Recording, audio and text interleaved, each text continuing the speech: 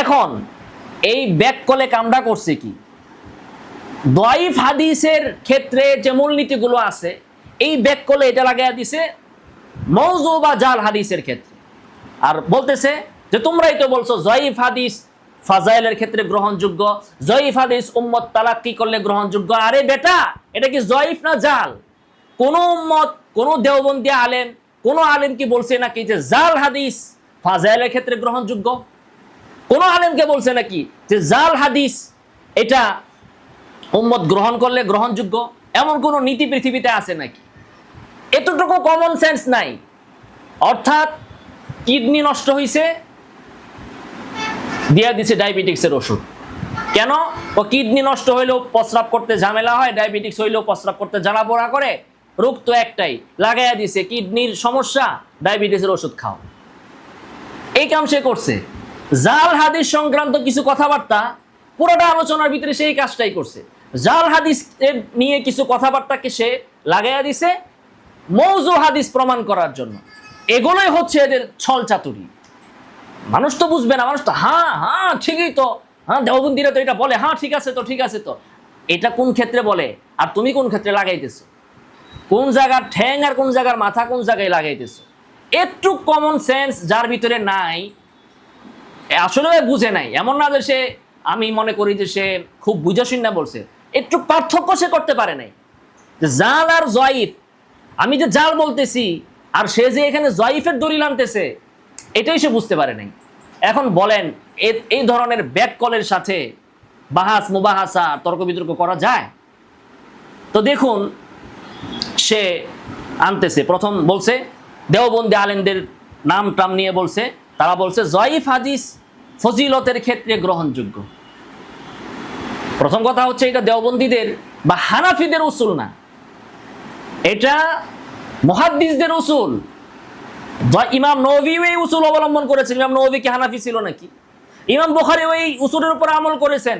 বিসমিল্লাহ, প্রত্যেক কাজে বিসমিল্লাহ বলার কোনো বিশুদ্ধ সহিহ হাদিস নাই যে প্রত্যেক কাজে বিসমিল্লাহ বলতে হবে। ইমাম বুখারী তার সহিহ বুখারী লেখার সময় প্রত্যেকটা অধ্যায়ের শুরুতে, এমনকি মাঝে মাঝে অধ্যায় ছাড়াও বিসমিল্লাহ মেরা দিছে। বারবার উনি বিসমিল্লাহ বিসমিল্লাহির রহমানির রহিম, কেন? বরকত নেওয়ার জন্য। তো বিসমিল্লাহ সব কাজে নিলে বরকত হবে, কোথায় আছে সহিহ হাদিস? নাই, হাদিস দাইফ।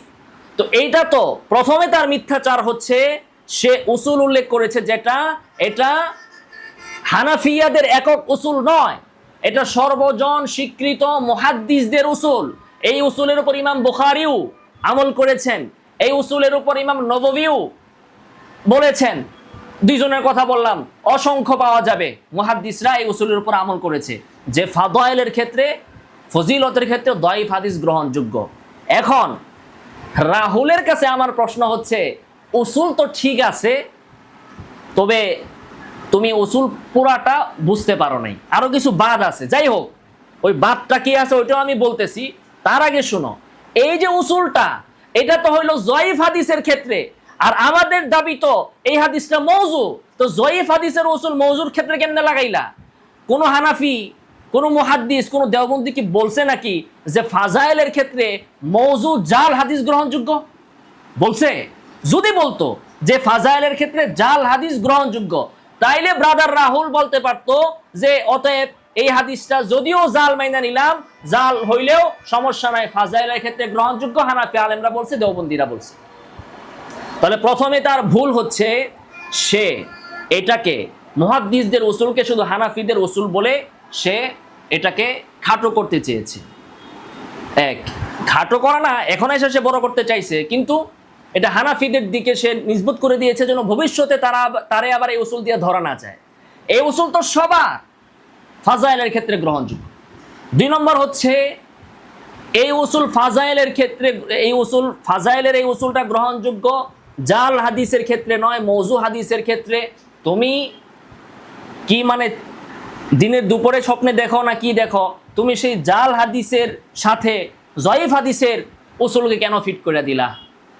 তওবা করো তাড়াতাড়ি, জাতির সামনে এসে ক্ষমা চাও।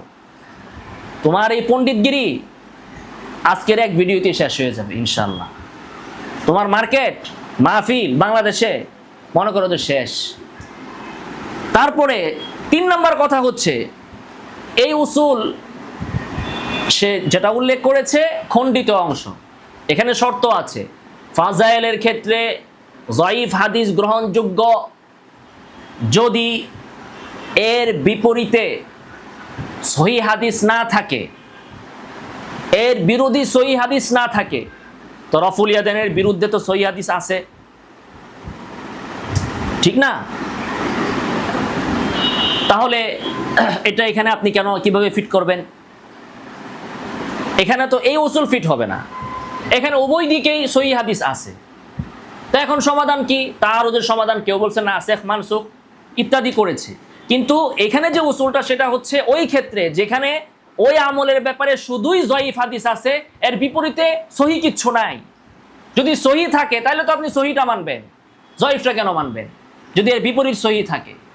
তাহলে এটা তো আপনি কি করলেন না, সঠিকভাবে উল্লেখ করলেন না। 3 নাম্বার হচ্ছে এই ক্ষেত্রেও এটাকে করতে হবে সুন্নাহ মনে না করে। ফাজাইলটা হ্যাঁ ফজিলত অর্জন করার জন্য আপনি করেন, সুন্নাহ মনে করা ছাড়া।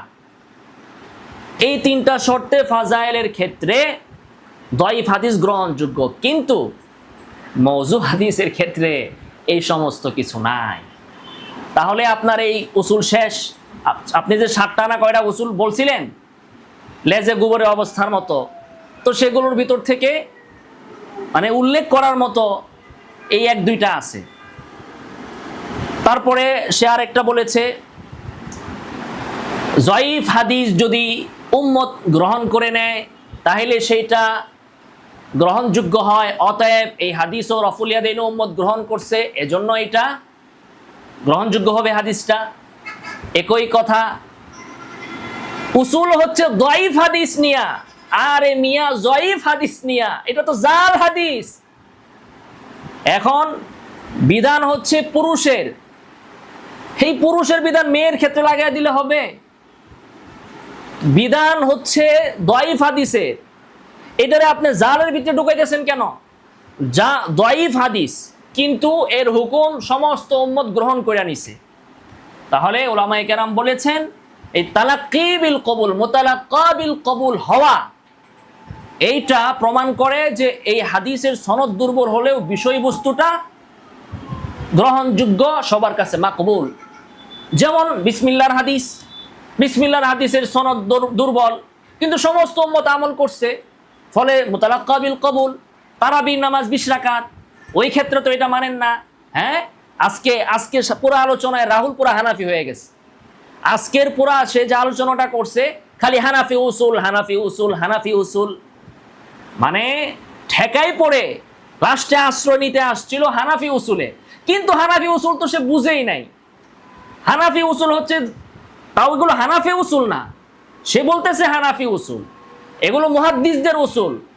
এই তথাকথিত আহলে হাদিস ছাড়া সমস্ত মুহাদ্দিসদের এগুলো উসুল ম্যাক্সিমাম। এখন তারা এই উসুলগুলো মানে না, কিন্তু আজকে এসে মানছে। মানে আমার এক ঠেলায় গর্ত থেকে সে উঠছে, যখন তারা বলছিল যে রাহুল উঠতেছে, ভাগ আইতাছে, আয়েশা দেখি যে মেও মেও করতেছে হানাফি উসুল, হানাফি উসুল, হানাফি। আর তুমি হানাফি উসুল দাও কেন? তোমার উসুলের জুরি কি শেষ?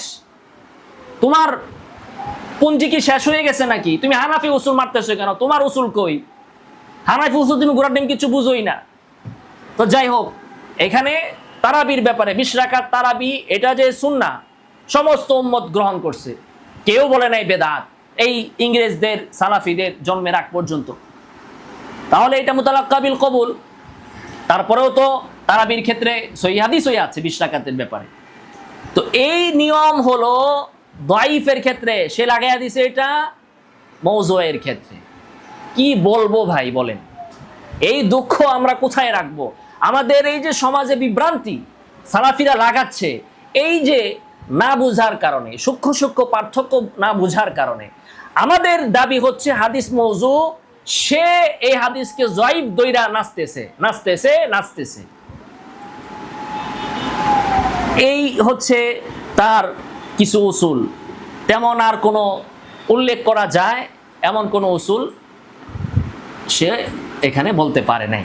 তাহলে এই যা কিছু সে উল্লেখ করেছে এই সব হচ্ছে যঈফ হাদিসের ক্ষেত্রে।